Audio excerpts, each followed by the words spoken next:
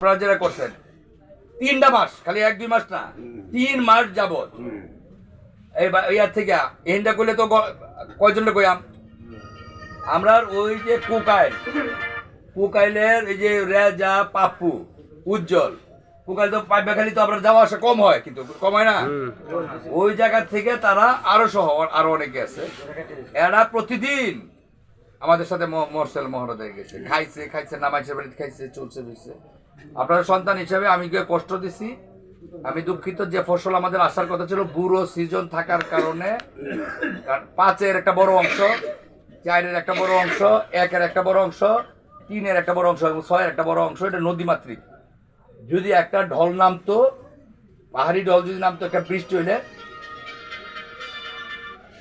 ঢল নামলে ফসলগুলো নষ্ট হয়ে যেত। এর জন্য তারা ওই ফসল নিয়ে ব্যস্ত থাকার কারণে তারা ভোট কেন্দ্রে যেতে পারে নাই। আর আমাদের ভোটটা কিন্তু এনে দেখেন, আমরা কেউ কিন্তু নেতা নাই, সবাই কিন্তু একদম সাধারণ মানুষ। সারা ফুলপুরের সাধারণ মানুষ কিন্তু আপনার ভোটটা দেয়। আমি ABCD করলাম না, আওয়ামী লীগ বিএনপি করলাম না, জাতীয় পার্টি করলাম না, আমার কথা সাধারণ মানুষ আমাদেরকে ভোটটা দেয়। এবং কিছু কিছু ইউনিয়নে আমরা আরো 2-3 মাস সময় লাগবে, আমাদের ব্যর্থতা বা আমাদের পরাজয়ের কারণটা আরো 2-3 মাস বা 4 মাস 5 মাস। এই গরম অত হিসাব করা যেত না। গরম রুটি যেমন তাওয়াতে খাওয়ান যায় না, হ্যাঁ, এরকম গরম হিসাব করার দরকার নাই। এই ভুল থেকে সামনে আমরা শিক্ষা নেব। আপনাদেরকে যে ভোটে নামাইছি এবং কথাবার্তা বলছি, এতে যদি কোনো ভুল করে থাকি আল্লাহর রাস্তায় মাফ করছেন তো আমার। আর সন্তান হিসেবে মনে করবেন, সুখ দুঃখ যন্ত্রণায় যে কোনো সময় ডাক দিবেন, আমি থাকবো।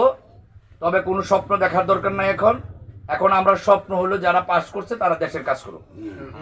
আর কিছু কিছু স্বপ্ন কিন্তু হাতে রাখা লাগে, প্রকাশ করার দরকার নাই। ঠিক বুঝতেছেন তো? কিছু কিছু স্বপ্ন প্রকাশ করার দরকার নাই। আমরা 1-2 বছর তাদের জন্য দোয়া করব, তারা যেন 2-3 বছর তারা কাজটা করুক।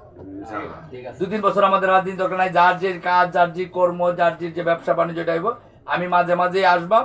আসলে যদি যেখানে বসি, হয়তোবা এইভাবে প্রত্যেকদিন তো আর আত্মীলানি সম্ভব না। যদি আমি ফুব বাজারে বইলে একটু যাবেন, দক্ষিণ বাজারে বইলে একটু যাবেন, বা এই বাজারে বইলে আইসে একটু হাই হিরো করেন, এই ব্যবসা বাণিজ্য বা চাকরি বাকরি বা কাজ কামের মধ্যে যায়। পরে তো কইতেন না যাইলো না, আত্মীলানো, এটা কইতেন না তো।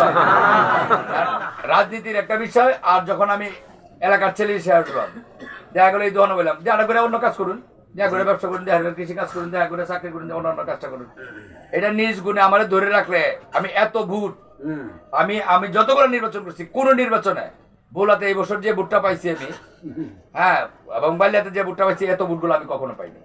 আমি ঋণী। দেশের সন্তান হিসেবে যদি বেশি বলি, বেশি বলা হইব।